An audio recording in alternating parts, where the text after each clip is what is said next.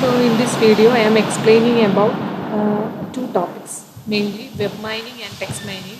As you all know that web mining is actually applying data mining techniques in order to discover and extract information from the web documents and services.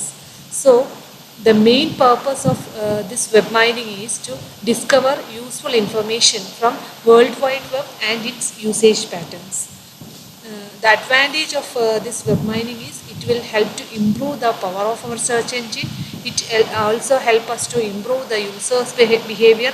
It will get more and accurate search results, and it help us to predict the user's behavior, and it is more useful for websites and other e-services. The web mining can be classified mainly into three types. One is web content mining, web structure mining, and web usage mining. Web content mining can again be classified as web page content mining and search result mining. Web usage mining can be classified as general access pattern tracking and customized usage tracking. So, before coming to detailed, we can go to the overview of web content, web structure, and web usage mining.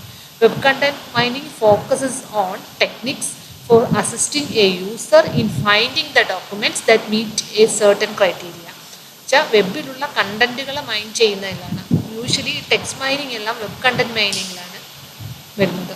Web structure mining എന്ന് പറഞ്ഞു കഴിഞ്ഞാൽ നമ്മളൊരു web പേജിൻ്റെ quality assess ചെയ്യാൻ വേണ്ടിയിട്ടാണ്.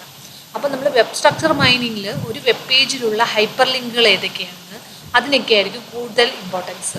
Web usage മൈനിങ്ങിലാണെങ്കിൽ നമ്മൾ യൂസറിൻ്റെ behaviour അതിനാണ് കൂടുതൽ ഇമ്പോർട്ടൻസ്. വെബ് യൂസേജ് മൈനിങ്ങിൻ്റെ വേറൊരു പേര് എന്താണെന്ന് വെച്ചാൽ വെബ് ലോഗ് മൈനിങ് എന്നാണ്.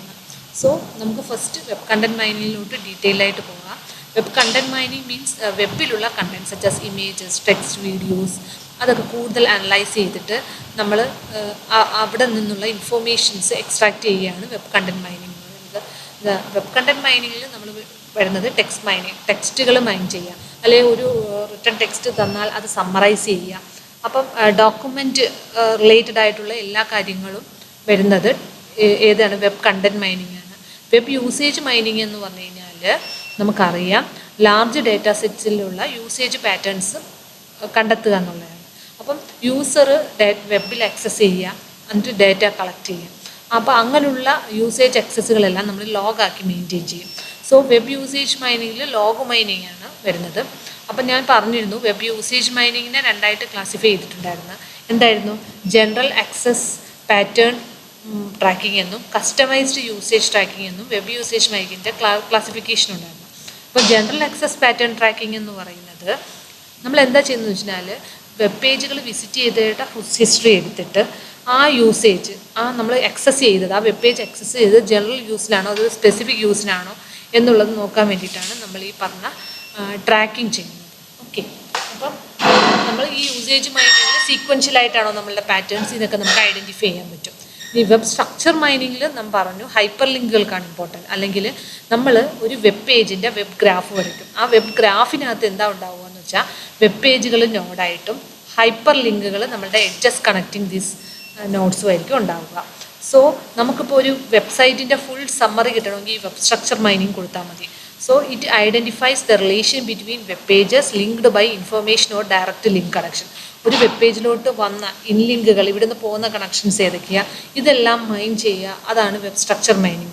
ഇനി നെക്സ്റ്റ് നമുക്ക് അടുത്തൊരു ടോപ്പിക്കിലോട്ട് പോവാം, ടെക്സ്റ്റ് മൈനിങ്. ടെക്സ്റ്റ് മൈനിങ് എന്ന് പറഞ്ഞു കഴിഞ്ഞാൽ അൺസ്ട്രക്ചേർഡ് ടെക്സ്റ്റ് ഡേറ്റ ആയ meaning full and actionable information ആക്കി കൺവേർട്ട് ചെയ്യുന്ന പ്രോസസ്സിനെയാണ് നമ്മൾ ടെക്സ്റ്റ് മൈനിങ് എന്ന് പറയുന്നത്. അപ്പോൾ text mining is actually the process of transforming unstructured textual data into A meaningful and actionable informations. So ഈ ടെക്സ്റ്റ് മൈനിൽ നമ്മൾ different artificial intelligence technologies integrate ചെയ്ത് നമ്മൾ പ്രോസസ്സ് ചെയ്തിട്ട് നമുക്ക് ഒരു ഡിസിഷൻസ്, ഡാറ്റ ഡ്രിവൺ ഡിസിഷൻസ് എംപ്ലോയീസിനും അല്ലെ ഡിസിഷൻ മാനേജേഴ്സിനും ഒക്കെ എടുക്കാൻ സഹായിക്കും. മെയിൻലി 5 ഫണ്ടമെൻ്റൽ സ്റ്റെപ്സാണ് ഒരു ടെക്സ്റ്റ് മൈനിങ് വരുന്നത്. ഒന്നെന്ന് വെച്ചാൽ first we gather the unstructured data from multiple data sources such as plain text, web pages, PDF files, blogs etcetera. Then we have to do some pre-processing. Pre-processing means detecting and removing anomalies from this data. So നമ്മൾ എന്നിട്ട് നമ്മൾ എന്താ ചെയ്യുക, അതിനെ cleanse ചെയ്തിട്ട് നമ്മൾ എന്താ കുറേ ടെക്സ്റ്റ് മൈനിങ് ടൂൾസ് ഒക്കെ ഉണ്ട്. അത് ഉപയോഗിച്ചിട്ട് നമ്മൾ വേണ്ടാത്ത അൺവാണ്ടഡ് അനോമലീസ് എല്ലാം റിമൂവ് ചെയ്തു. ഇനി നമ്മൾ എന്ത് ചെയ്യും? ഈ അൺസ്ട്രക്ചേർഡ് ഡേറ്റയിൽ നിന്ന് എല്ലാ convert all the relevant information from unstructured data into ഒരു സ്ട്രക്ചേർഡ് ഫോർമാറ്റിലോട്ട് കൺവേർട്ട് ചെയ്യും. അപ്പോൾ ഫസ്റ്റ് നമ്മൾ അൺസ്ട്രക്ചേർഡ് ഡേറ്റയെ കളക്ട് ചെയ്തു. Next we remove and detect anomalies from the data and then we എന്ത് ചെയ്തു? Then we convert all the relevant information into some structured format and then we analyze the patterns using some management information system and then we store all this information into a secure database for taking decision making process. Okay, these are the 5 fundamental steps. One is gathering, second detecting and removing anomalies, third one converting it into some structured format, fourth one is analyzing the patterns, fifth one is to store this into a secure database. Okay, so this is as shown in this figure. From unstructured to structured, identify, analysis, extraction and storing it in a database. So what are the techniques available for text mining? So we have text retrieval techniques. Retrieval techniques means retrieving valuable information from unstructured text. So some tools are available for text retrieval, that is intelligent miner and text analysis. Next is text extraction. Text extraction means extracting the information from text structured database. Example, text finder, clear text forest, clear forest text, etc. Next is summarization.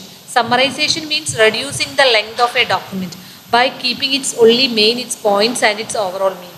Example, sentence exit tool, topic tracking tool, etc. Next is categorization. Categorization is we are categorizing the documents into different categories based on our requirements. Example, intelligent miner. Next is clustering. Clustering is another type of categorization, that is collection of documents, analysis, classification, etc. Examples of the tools under this is Caret and Rapid Miner. Okay, thank you for the support.